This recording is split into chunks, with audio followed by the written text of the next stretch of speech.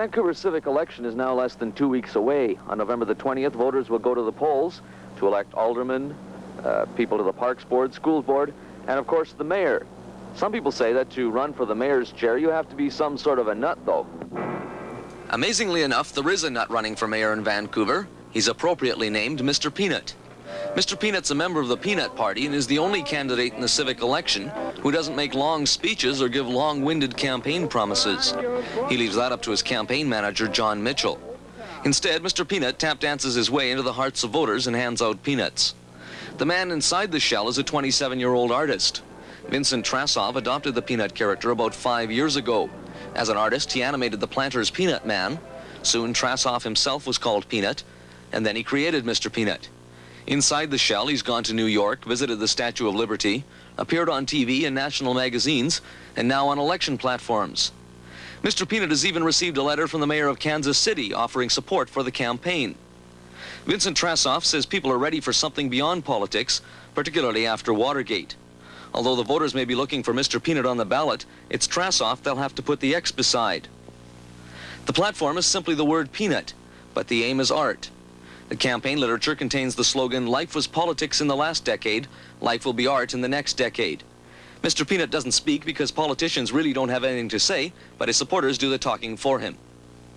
Potential a lot more in terms of interaction with the city, and Mr. Peanut, as an artist and as a well-known character in the city of Vancouver, has been demonstrating this fact for some time, and I think that the public's ready to have a real nut in office for a change. They're used to electing nuts, and why not have an artist for mayor? What do you think Mr. Peanut's chances really are?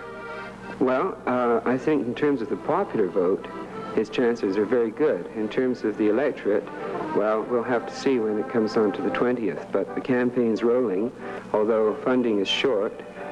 We've got lots of volunteer support, and as you can see from here, posters and campaign material around, and Mr. Peanut's going to be making many appearances in the next few days towards the election, and from his appearances on the street, just casually walking around town, I think his chances are very good. Every time it rains pennies from heaven. I mean peanuts. Don't you know each cloud contains peanuts from heaven? You'll find your fortune falling all over town. Make sure that your umbrella is upside down. Trade it in for a package of sunshine and flowers. If you want the things you love, you must have showers. So when you hear the thunder, don't run under a tree. There'll be peanuts from heaven for you and me. This man is running for mayor of Vancouver. This man is mayor of Vancouver. They're competing in a field of four. 3 politicians and a nut.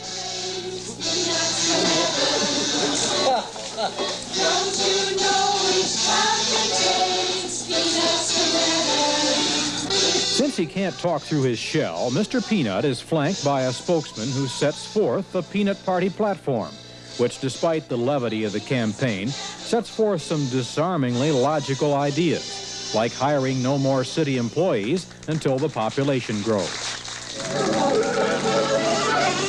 Such political buffoonery seems to be contagious in Canada.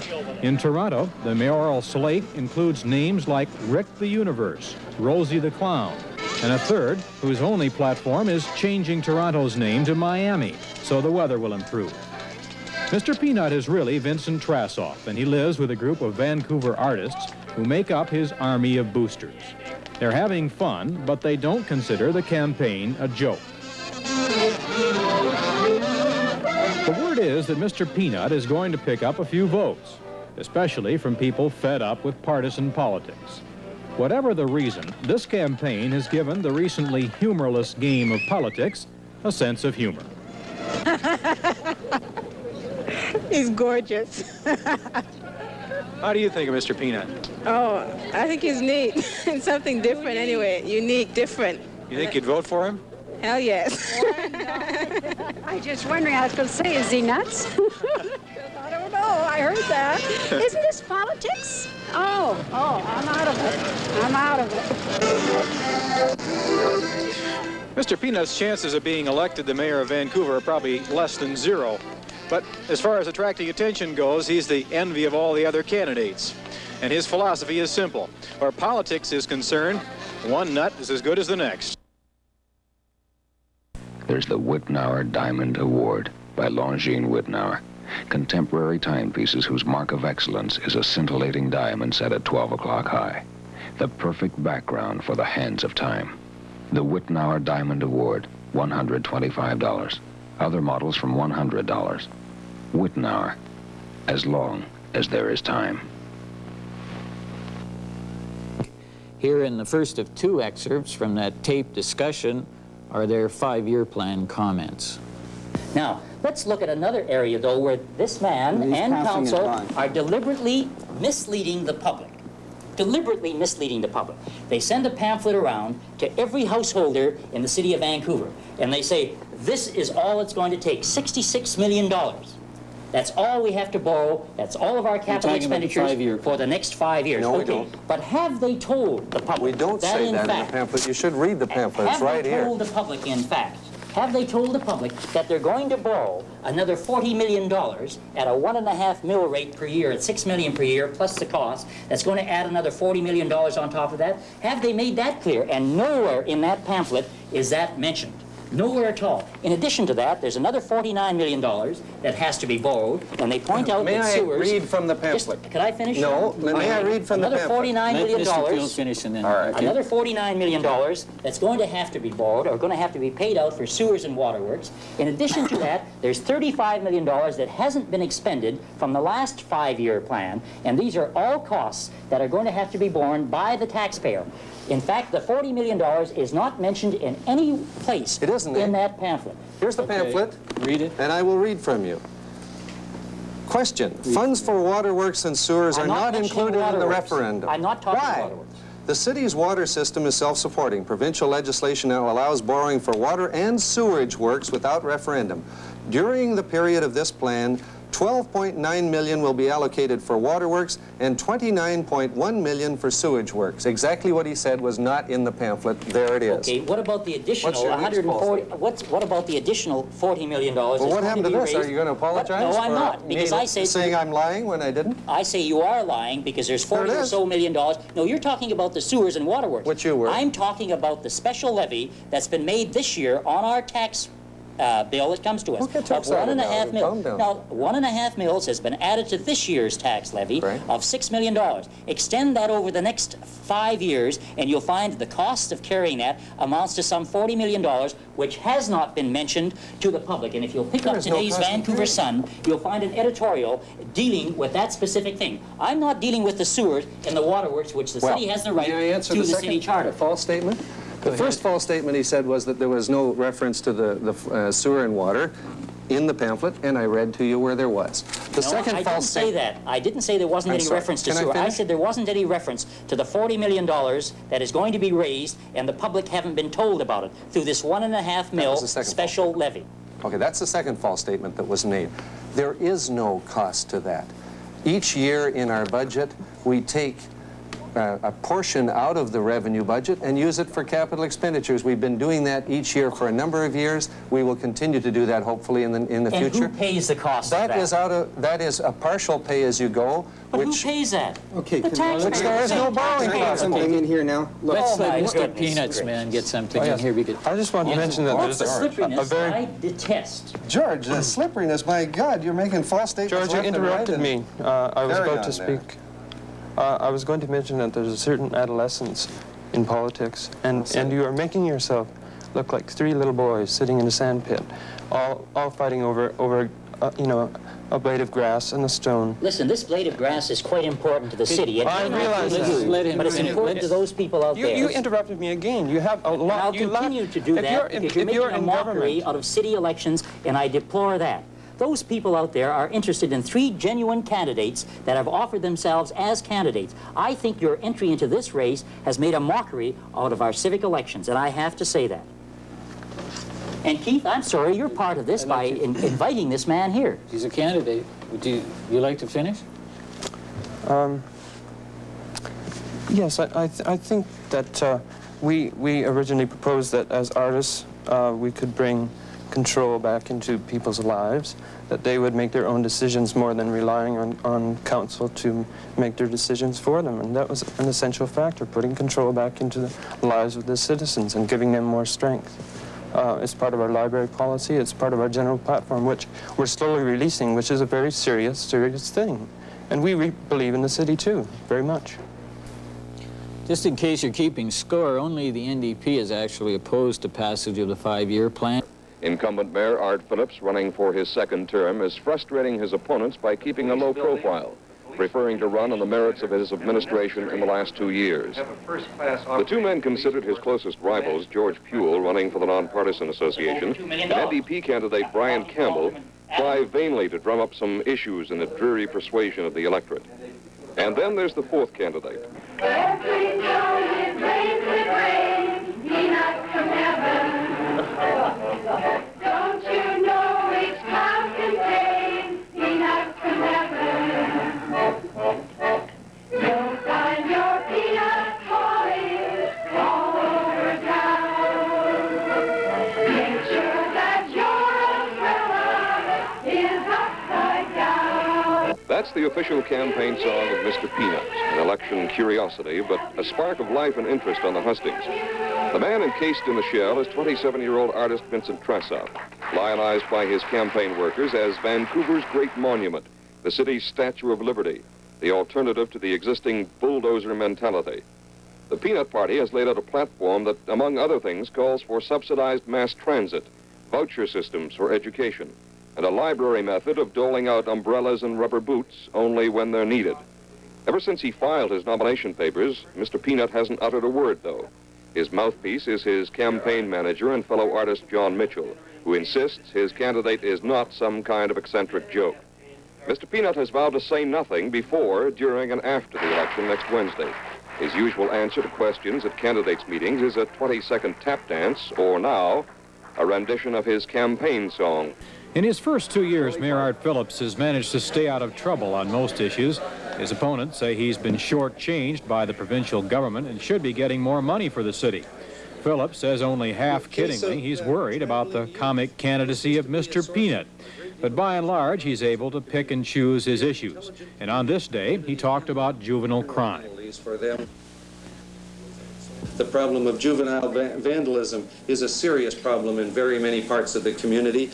And when I said 6 months ago that I promised a major effort in this area, I meant that, and we have done that, and it has only just started. I believe that in the next 2 or 3 years, a continuation of this major effort must be undertaken if we're going to see our city remain at the present level of safety and improve the present level of safety for all of our citizens. Brian Campbell, the socialist NDP candidate, admits the odds are against him, but he says the party will not alter its ultra-liberal stance just to get votes. We are in favor of decentralization of growth, an increase in social services in the city to prevent delinquency, not to stomp on it once it starts to occur. We are in favor of the development of child care services on a citywide basis using a child care building. Phillips' first term has seen construction of the Granville Mall and the blockading of some local streets in the city's West End. His principal opponent, conservative George Puel, says the mall is an extravagant showcase and people should have come first. Should not we have attacked the problem that we have in the downtown and created more people living in the downtown area first? You go to Copenhagen and other places where they have malls, and you look up above the mall, and what do you see? You see people living in apartments. That should have been done first, before the mall. In a campaign where a candidate running as Mr. Peanut attracts more attention than all of his opponents combined, Art Phillips would seem to have little trouble in remaining at the helm of Canada's third largest city.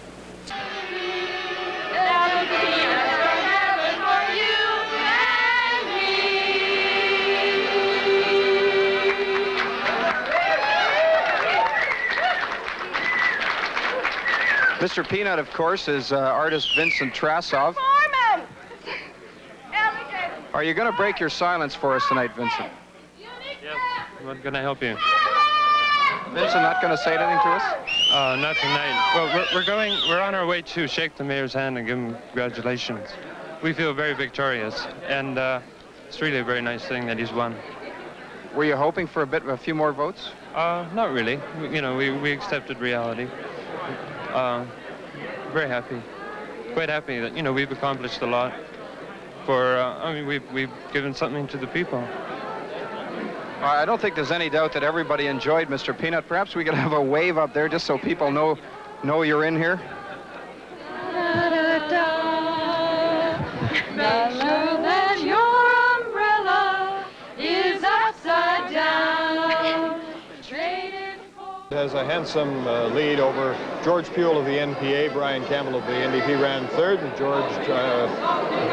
Vincent Trasov, Mr. Peanut, who has suddenly gone into action and we may be seeing momentarily, was running at us in third. Moving over to the aldermanic board, we look at a situation where we have 4 polls reporting. What's happening? The aldermanic board. I think we're going to have to sit back for a moment here, Keith. I think we've been preempted.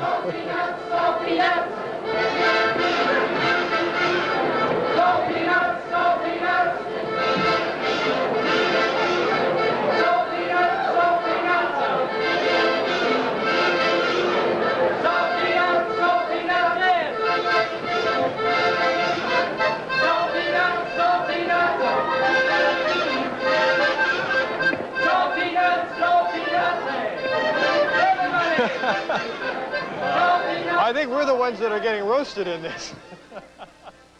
Quite handily, but he saw his team-dominated council cut to a bare majority. The nonpartisan association moved from 1 to 4 seats on council, while Harry Rankin kept his seat. It was an election campaign the candidates either couldn't or wouldn't make exciting, but one in which those who were listening and voted sent back some clear messages. So watching the cautious stripping away of Team's fat majority of 1972 produced almost the only drama of the whole campaign.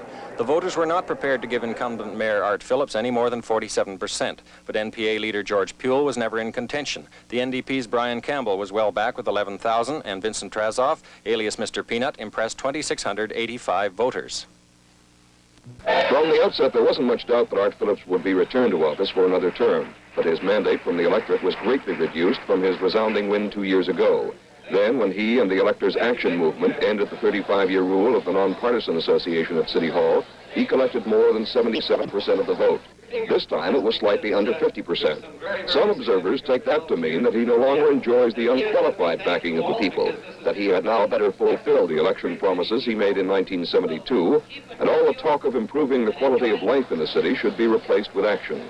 City Hall critics will now be pressing for solutions to Vancouver's housing crisis, crime problems, and budget control in the face of inflation. The ball is clearly in the mayor's court. As an aside, Vancouver's curious mayoralty candidate, Mr. Peanut, ran as expected, 4th in a 4-way race. But he did poll enough votes to provide for the return of the $300 deposit required from municipal election candidates. Tony Parsons, CTV News, Vancouver. Tom Gould is next with CTV's Backgrounder to the News.